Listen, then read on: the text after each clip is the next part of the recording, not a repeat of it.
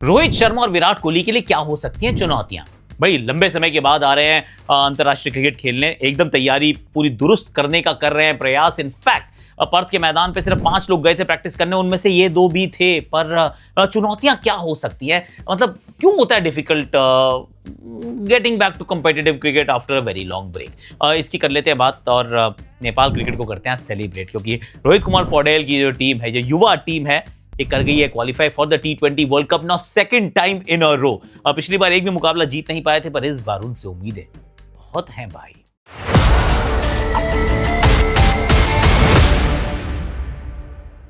Hashtag Akashvani में आप सभी का हाथ जोड़ के स्वागत है। कैसे हो आप लोग?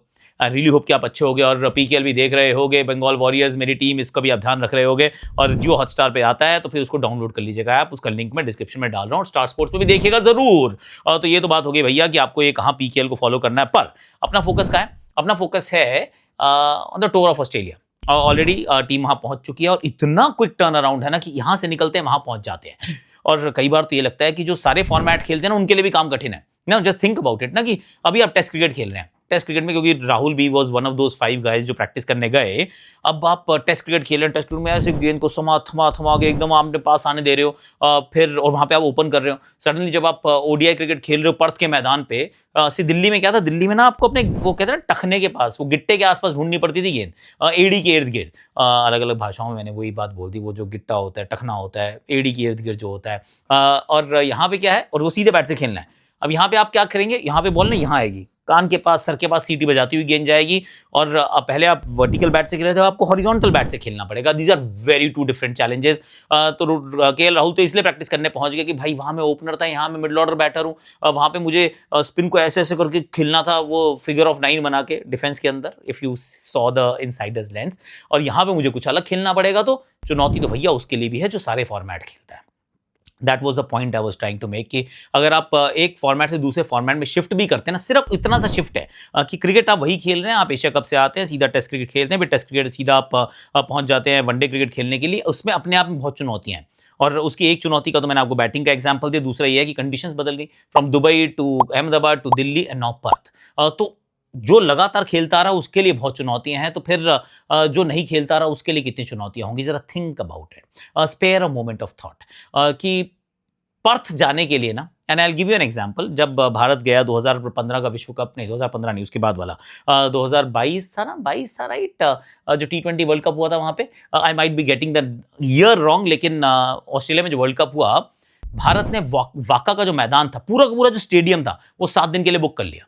कहा हमें यहाँ पे प्रैक्टिस करनी है। क्यों? क्योंकि ये जो परिस्थितियां है ना, टाइम लगता है यार। सो एक जमाना था जब भारत क्रिकेट ये अफोर्ड नहीं कर पाता था। इनफैक्ट हमारे पास कुकुबरा की बॉल भी ज्यादा नहीं होती थी प्रैक्टिस करने के लिए, तो हम एसजी टेस्ट की बॉल साथ लेके जाते थे। पर यहाँ पे अब भारतीय क्रिकेट पहुंचा है इस स्थान पे कि पूरा स्टेडियम हमने बुक कर लिया कि हमारा रहेगा जी, आप हमसे किराया रखो 7 दिन के लिए, स्टेडियम में कोई अंदर नहीं घुसेगा, सिर्फ हम अपने खिलाड़ियों को प्रैक्टिस कराएंगे, अपने नेट बॉलर्स को लाएंगे एंड ऑल ऑफ दैट। अब क्यों किया होगा? इसीलिए किया ना क्योंकि परिस्थितियां बहुत अलग है। और एक बार अगर आप वो पर्थ से शुरू करते हैं ना, फिर आप वो maximum pace and bounce already खेल चुके होते हैं, उसके बाद फिर सारी चीज़ें आसान लगती हैं। अब सच्चाई ये है कि अगर आप 16 तारीख को पहुंचे हैं, 16 या 16 तारीख को आपने पहला प्रैक्टिस सेशन किया है, 17-18 में आप 2 सेशन करेंगे, जिसमें 18 वाला सेशन वैसे भी थोड़ा सा कम, वो कहते हैं बहुत लाइट सेशन रहता है जस्ट बिफोर द गेम। 19 तारीख की गेम के लिए तो वैसे भी पूरी टीम पूरी तरह से तैयार नहीं होगी। फॉरगेट अबाउट द वंस जो अभी तक क्रिकेट ही बहुत समय से नहीं खेल रहे हैं। तो मेरे को लगता है कि ये चुनौती वैसे ही बहुत तगड़ी होने वाली है। लेकिन अगर आप बिल्कुल कोई क्रिकेट खेल के नहीं आ रहे, now just think about it, कि अगर आप बिल्कुल क्रिकेट नहीं खेल रहे हैं, आप बहुत समय के बाद आ रहे हैं, 3-3.5 महीने के ब्रेक के बाद आ रहे हैं, आई एम श्योर आप प्रैक्टिस कर रहे होंगे, नेट पे आप गेंदे मार रहे हैं, बॉलिंग मशीन के सामने खेल रहे हैं, साइड आर्म से थ्रो करवा रहे हैं, पर ना it is never the same thing यार। ये बिल्कुल वो सेम चीज तो नहीं है। आप भूलते नहीं है बैटिंग करना, there is no doubt about it. वो आपकी मसल मेमोरी जो है वो एकदम ताज़ा भी रहता है। ताज़ा क्या, वो मसल मेमोरी है तो कहीं जाती नहीं है इतनी जल्दी। इट्स लाइक आपने साइकिल चलाना अगर सीख लिया तो फिर आप कभी साइकिल चलाना नहीं भूलेंगे। लेकिन साइकिल के ऊपर जो करतब किया करते थे ना, कि दोनों हाथ छोड़ के साइकिल चला ली, एक काम करो, छोड़ो थोड़े दिनों के लिए साइकिल चलाना और फिर कोशिश करो कि साइकिल के हाथ छोड़ने की हिम्मत दिखाओ। नहीं कर पाओगे दोस्त, बहुत मुश्किल हो जाता है। और सेम है ये, सेम बिल्कुल सेम है कि अब आप को मसल मेमोरी तो है, लेकिन यू आर नॉट 100% कॉन्फिडेंट। मतलब आप पूरी तरीके से वो कॉन्फिडेंस ही होगी, आप you not allowing your instincts to take over completely. अगर आप रेगुलर क्रिकेट खेलते आ रहे होते हैं तो आप बॉल देखते हैं, आप रिएक्ट करते हैं, बॉल देखते हैं, आप रिएक्ट करते हैं, उसके बाद आप पुल मारते हैं, फिर आप ड्राइव मारते, you are not worried about anything at all. लेकिन जब आप बहुत समय के बाद क्रिकेट खेलते हो और आपको पता है मैं सिर्फ ये 3 ही मैच खेलने वाला हूं, इसके बाद मेरे तो अगले 3 मैच जो है वो तो दिसंबर के महीने में आएंगे, now this is a huge massive gap, तो फिर आपको लगता है कि यार थोड़ा संभल के खेल लेता हूँ, थोड़ा छोड़ के खेल लेता हूँ, और थोड़ी गेंद को देख लेता हूँ। So now you started thinking about yourself. तो सचिन पाजी ने बड़ी अच्छी बात की थी, जब आप अच्छी फॉर्म में होते हैं ना, तो आप अपने एंड पे नहीं, आप दूसरे एंड पे होते हैं, तो आप दूसरे के बारे में सोच रहे होते हैं कि वो क्या करने वाला है। बैटर जो है बॉलर के बारे में सोच रहा है, बॉलर जो है वो बैटर के बारे में सोच रहा है। लेकिन जब आप अपने एंड पे होते हैं, जब आप अपने बारे में सोच रहे होते हैं कि अच्छा मुझे क्या करना है, मुझे गेंद को छोड़ना है, मुझे ना थोड़ा पास खेलना है, मुझे थोड़ा सा ये करना है, that means you are thinking about yourself and not that guy. तो वो या वहां से जो गेंद आ रही है उसके बारे में नहीं सोच रहे हैं, and that is where you get a little delayed यार। थोड़ा सा आपकी जो अंडरस्टैंडिंग है वो लेट हो जाती है, और सामने से मुझे लगता है कि Australia will try their level best, they are trying to get under our skin any which way. तो वो कोशिश पक्का करेंगे कि आपको बैकफुट पे थोड़ा धकेला जाए, बातों से भी, गेंदबाजी से भी। मिचेल स्टार्क, जॉश हेजलवुड आएंगे और गेंदबाजी का प्रयास करेंगे। तो मैं तो ये कह रहा हूँ भैया थोड़ी सी वाटर डाउन रखो अपनी एक्सपेक्टेशंस को, this is my personal suggestion. और मैं तो अपने साथ यही रख रहा हूँ कि पहले मैच में अगर रन नहीं भी बनते, I am not going to actually, कोई ह्यू एंड क्राई नहीं है। बहुत बार होता है, बहुत जगह पहले मैच में रन नहीं बनते, इट्स ओके, एडिलेड में जाके दोनों मारेंगे, इसकी पूरी पूरी उम्मीद है। वहां नहीं तो सिडनी में तो एकदम फॉर्म आ ही जाएगा, ऐसे ही हम मान के चल रहे हैं। लेकिन पर्थ में आ जाएगा, ऐसे करके चुटकी बजाएंगे and form is there and you start hitting, हो जाए तो मैं कहूंगा फिंगर्स क्रॉस भैया। लेकिन अगर नहीं होता तो it's absolutely par for the course भैया। तो आई एम जस्ट थिंकिंग कि काम उतना आसान नहीं होता है कि ये एकदम से आपने वो बटन दबाया और वो कोई मिक्सी नहीं है कि आपने बटन दबाया चल शुरू हो गई मिक्सी, ऐसा नहीं है। इसमें काम करने के लिए ना समय लगता है यार, दैट रिएक्शन टाइम जो 3-3.5 महीने से आपने अभी तक वो मैदान के ऊपर जाके नहीं खेला है। We saw what happened in COVID. सबको जब ब्रेक मिला ना 6 महीने का, तो उसके बाद जब आए थे खेलने के लिए, तो क्योंकि सारे के सारे रस्टी थे, तो मे बी सारे के सारे एक लेवल पे थे, लेकिन सब रस्टी नजर आए थे। फिर चाहे वो रोहित शर्मा, विराट कोहली हो, केएल राहुल हो, कोई भी हो, सारे रस्टी थे, बॉल ढूंढ रहे थे। क्यों? क्योंकि 6 महीने से क्रिकेट ही नहीं खेली थी। अब यहाँ पे 6 महीने तो नहीं है, लेकिन बाकी सब लोग खेल रहे हैं, तो बाकी सब तो ऊपर ही चल रहे हैं। 2 लोग जो हैं वो थोड़ा सा 3-3.5 महीने के ब्रेक के बाद आ रहे हैं, which is not an ideal thing, is what I am saying. That's all my friend यार, इससे ज्यादा बात नहीं है मेरे पास करने के लिए इस टॉपिक के ऊपर। अब मैं जो बात करूंगा वो है नेपाल की, एंड नेपाल की तो तारीफ करनी पड़ेगी। सब तालियां बजाओ मेरे साथ सारे। पधारो मारे देश, मैं तो ये कह रहा हूं गाना गाओ इनके लिए, क्योंकि नेपाल ने कर दिया यार। They've reached the second consecutive T20 world cup, जो पिछले वेस्ट इंडीज में पहुंचे थे और यहां भी पहुंचे हैं। अनफॉर्चुनेटली पिछली बार एक भी मैच नहीं जीत पाए थे, not a single game they one. एक मैच बारिश में भी धुल गया, साउथ अफ्रीका के अगेंस्ट बहुत क्लोज गेम आया, पर they couldn't really finish the job. तो कोई जीत नहीं पाए थे, पर थे यहाँ पर भी हैं। एशिया कप ओडीआई वाले में भी थे, T20 में by whisker they missed it.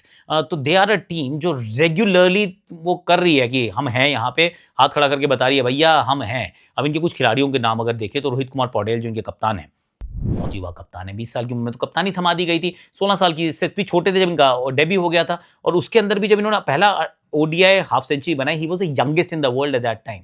और फिर उन्हीं के साथ ही आई थिंक मल्ला ने इनकी वो रिकॉर्ड को तोड़ा था, correct me if I am wrong again. लेकिन तब से रन बनाते आ रहे हैं, 1000 से ऊपर रन हो चुके हैं इनके ओडीआई में। He is a brilliant player, he is, और उनके अंडर इस टीम का ग्राफ जो है ऊपर की तरफ चला है। तो रोहित कुमार पौडेल, मतलब हम रोहित की बात करते हैं तो इस रोहित की भी बात कर लेते हैं यार, he is lovely.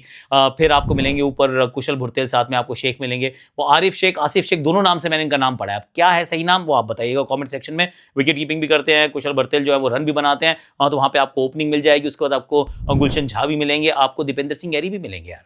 Dipendra Singh Airee, just think about it, allrounder है, बड़े क्रूशल कॉन्ट्रीब्यूशन के लगातार रहे हैं इस पूरे क्वालिफिकेशन के साइकिल में भी, और लगातार 5 कंसेक्यूटिव डायरेक्ट हिट्स पे रन आउट कर चुके हैं। बिलीव इट और नॉट, मारते हैं डंडे पे सीधा, 5 हो चुके हैं ऑलरेडी। टीम अच्छी है यार। और मैं एक बार फिर रोहित कुमार पौडेल पे अगर वापस जाऊं ना, तो जब क्रिकेट को इन्होंने जो कहते हैं ना कि कप्तानी थामी थी, जब रिस्पॉन्सिबिलिटी संभाली थी, और उस समय Nepal cricket was going through a bit of a crisis. वो संदीप लामिछाने का बड़ा केस हुआ था एंड ऑल ऑफ दैट। आज भी मतलब अगर विकेट टेकिंग की लिस्ट देखे तो संदीप लामिछाने इज देयर, पर टीम में दमखम है यार।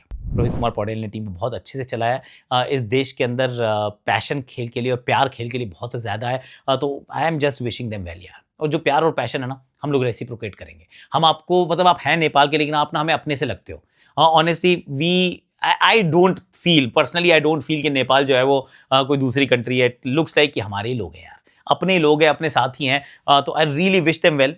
इस बार मैं ये सिर्फ नहीं चाहता हूँ कि पार्टिसिपेट करें, इस बार मैं चाहता हूँ कम्पीट करें, इस बार मैं चाहता हूँ कि आप मैच जीतो यार, मैच जीतो, थोड़ा सा इतिहास बना दो, मतलब छा जाओ, क्योंकि ये परिस्थितियां तो आपके अनुकूल है यार। मतलब ऑफकोर्स वहाँ जाना, आप अमेरिका में कहीं खेल रहे हैं, वेस्ट इंडीज में कहीं खेल रहे हैं, इट वॉजंट ईजी। ये तो अपनी परिस्थितियां हैं, खाना भी अपना होगा, देश भी अपने जैसे ही लगेगा, लोग भी अपने जैसे लगेंगे, और मैं कह रहा हूँ सपोर्ट भी मिलेगा। नेपाल छा जाओ यार, छा जाओ, मैं तो कह रहा हूँ बस मजा आ जाएगा। That's what I am thinking. अब आप क्या सोच रहे हैं, do let me know in the comment section. और अभी तक आप मेंबर नहीं बने हैं तो डू कंसिडर दैट ऑप्शन। एक मेंबरशिप का ऑप्शन अवेलेबल है जिसमें पर्सनलाइज्ड मतलब बर्थडे विशेष तक है for the top most year. पर आप आकाश टीम, आकाश स्क्वाड और या फिर आकाश फैमिली का हिस्सा बन सकते हैं। If you are the family then birthday wishes आएंगे आपके पास। Thank you so much for watching. Like share subscribe comment notification घंटी बजा दो बजा दो बजा दो। Thank you thank you thank you thank you.